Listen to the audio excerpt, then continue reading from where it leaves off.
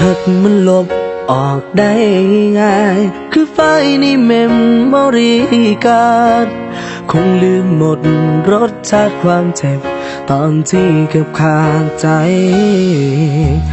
ยังคงจำได้ทุกเรื่องราววันที่เจ้าแล่นนำเขา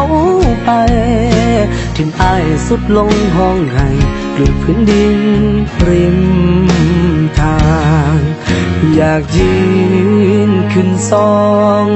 ย้ำน้องจากไปแต่ก็ยืนบ่ไหวเจ็บหลายยังจำว่าสิผ่านมาได้ขีดอันตรายบ่ตายจังยังบ่มีเจ้าคอยร่วมทางเหมือนมีเพียงร่างแต่บ่มีลมหายใจอาจสิเป็นผลบุญธรรมะจงรักษาชีวิตมาได้รอดแบบทุรนทุรายขีดอันตรายถ้าหากมันลบออกได้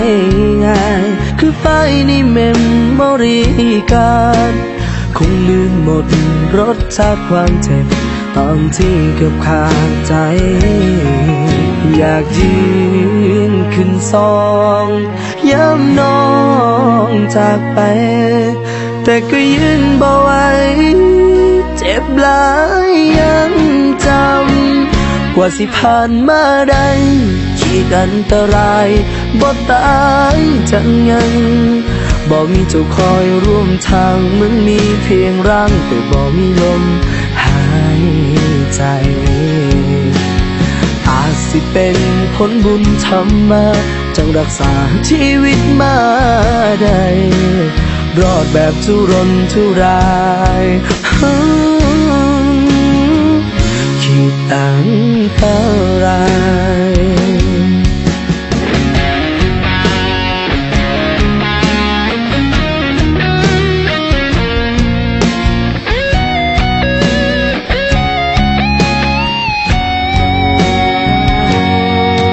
อยากยื